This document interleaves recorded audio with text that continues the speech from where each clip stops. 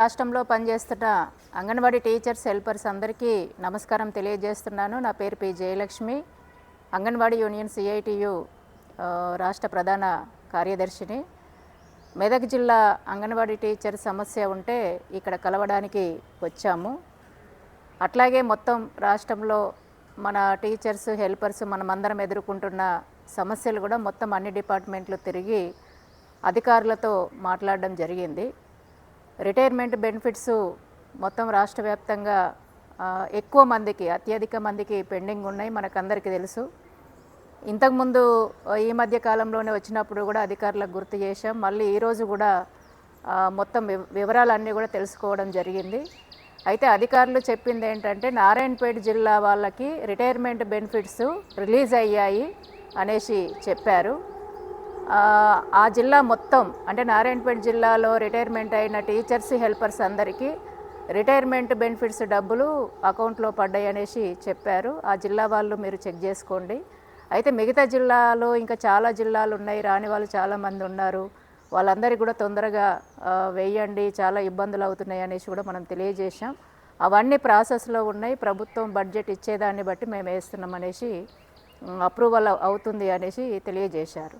అట్లాగే mini teachers arrears కూడా pending ఉన్నాయి, మనకందరికీ తెలుసు. అది కూడా మళ్ళీ మరొకసారి గుర్తు చేశాం. అది కూడా మేము ఫైల్ పెట్టాము, ప్రభుత్వాన్ని ఎప్పటికప్పుడు కూడా అడుగుతున్నాం. ఇప్పటిదాకా ఇంకా బడ్జెట్ రాలేదు, బడ్జెట్ కోసం చూస్తున్నాం అనేసి చెప్పారు. అట్లాగే దీంతోపాటు మనకి 3 నెలల పిఆర్సీ ఎరియర్స్ పెండింగ్ ఉన్నాయి. మనకి 2021లో పిఆర్సీతో పాటు మనకు 30% పిఆర్సీ ఇచ్చారు, వేతనాలు పెంచారు. అప్పుడు పెంచినప్పుడు మనకి ఎరియర్స్ 3 నెలలు పెండింగ్ ఉన్నాయి. అవి కూడా ఇప్పుడు మళ్ళీ గుర్తు చేశాం. ఆ ఫైల్ కూడా మాకు గుర్తుంది, కాకపోతే పైనుంచి బడ్జెట్ రావట్లేదు అనేసి అన్నారు. అట్లాగే రిటైర్మెంట్ వాళ్ళకి సంబంధించింది కూడా 10 నెలలు ఆన్లైన్ సిబిఈ అమౌంట్ కూడా పెండింగ్ ఉన్న ఈ అంశాన్ని కూడా గుర్తు చేయడం జరిగింది.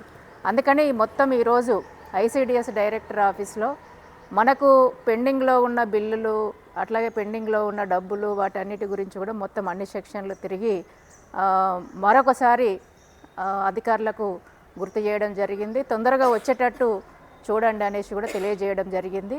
దీంతోపాటు వేతనాలు కూడా ఇప్పుడు మనము ఈరోజు 29వ తేదీలో ఉన్నాం. ఇంకా 2-3 రోజులు అయితే నెల కూడా మొత్తము ముగింపు 30వ తేదీలో ఉన్నాం. ఈరోజు జనవరి 30వ తేదీలో ఉన్నాం. రేపైతే జనవరి కూడా అయిపోతుంది.